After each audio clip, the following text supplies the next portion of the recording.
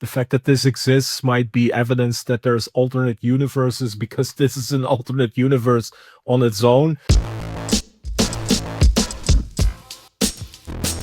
The Ultimate in Terror, Salem's Lot, the 1979 miniseries finally got a 4K transfer by Arrow Video. What would be better than also have a look at all the other adaptations of Salem's Lot, because there's now like 5 different ones, and yeah, they're all well worth checking out. This one for me is maybe where it started for horror. I saw this as a kid, very young, at my grandparents' place. At least for the next year or so, I was afraid to open the drapes of my bedroom. There might be a vampire floating outside of it. As you can see from this steelbook version, that's the iconic scene. Now, I realize that it's not going to come across as scary as it was back then. It's a TV series directed by Tobe Hooper, who did the Texas Chainsaw Massacre, which was a little bit gorier. You can see some of those influences in the house that is featured prominently in Salem's Lot, the Marston place.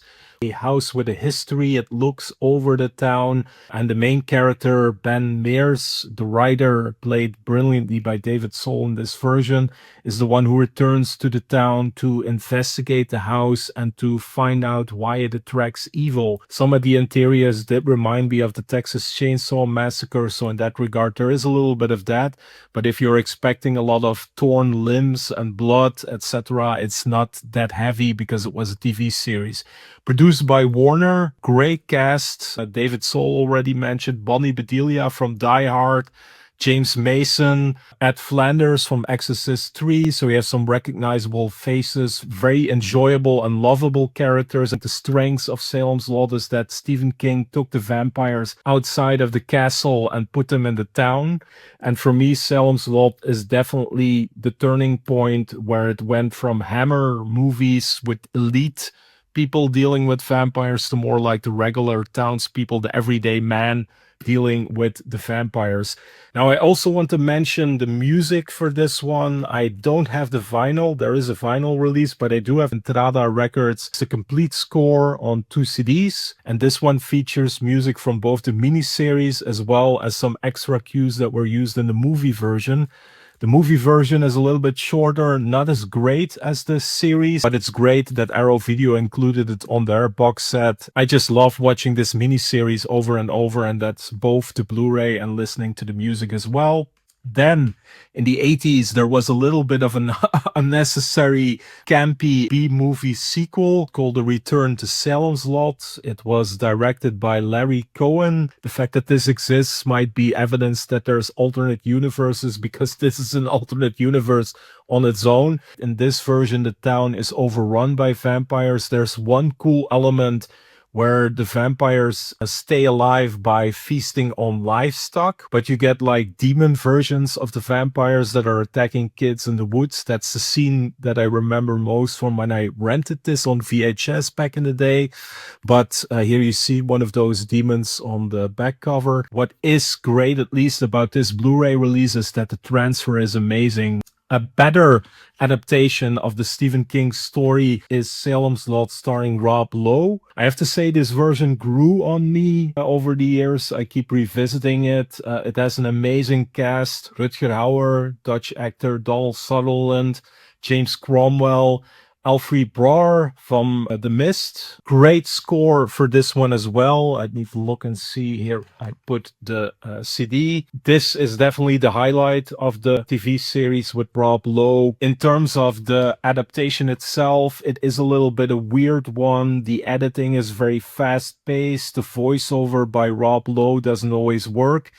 And you get the feeling that because this came out mid-Iraq war, they even reference this with the Ben Mears character, the writer, now having written a book about Afghanistan. They also change a lot of elements from the story to update it into the 2000s setting, but it still feels off at times, and some bad ADR as well with some of the minor characters. It's worth checking out, and this is a Blu-ray that was put out in Spain. It's HD and it has English subtitles, so it was a lot more enjoyable than having to go back to my DVD version that I bought in the early 2000s, the Dutch version. And yeah, this HD one definitely beats it in terms of quality. Then we had in 2024 a streaming only release, and it went a little bit under the radar. Salem's Lot 2024. I saw it only once. I remember very little of it, and that would also be my criticism of it, that it's rather forgettable. We didn't get a new version after it, but we did get a prequel series, which was interesting, and that's Chapelwaite, because King also wrote a short story, Jerusalem's Lot, that was part of one of the anthology books that he did, which predates the events in Salem's Lot. And they made a miniseries out of it starring Adrian Brody. Very interesting, very gothic. I liked it. I was going in with low expectations because I read that it was canceled after one season. It was renewed, but still canceled at one point. I have to say, I like the tone. I like the pacing. It built up very slowly. You got to know the characters. So it's more like a 19th century gothic, maybe even Dracula vibe. And the vampires were done very well. The makeup was cool.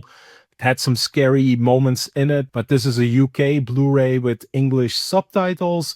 There's also an Australian one where the quality of the earlier episodes is not that great. If you import it or if you buy it, get the UK version. And to bring it back to the original Salem's Lot, there I would recommend to get the Arrow Video one. And if you want to read up or get to know a lot more about how it was made, definitely check out the Salem's Lot book. I really recommend this for fans. It has great stills and posters, international posters as well for Salem's Lot. So yeah, everything you ever want to read about it, you could find it here. And let's see what the next decade will bring in terms of Salem's Lot adaptations. I also want to mention an obscure Stephen King one that features a vampire called The Night Flyer. Unrelated to Salem's Lot, but a cool short story that was adapted. And this one is only on DVD available so far, so I hope it will get a Blu-ray release in the future. Concept here is that you have like a vampire who travels with a plane from airport to airport and of course leaves victims behind. It's a very cool late night movie that I enjoyed, and it even has a soundtrack release, which is worth looking for because it's good score overall. So yeah, Fly the Deadly Skies, The Night Flyer. Let's hope that this one will also get a Blu-ray release. In the meantime, I think I will get my vampire fix with Salem's Lot. I'll definitely be watching this on a regular basis. I love the miniseries, love getting back to it. And in this quality, yeah, what can I say? We're being spoiled as movie fans. Let me know in case there's any other vampire movies releases that you think I might enjoy. So thanks for watching and see you in the next one.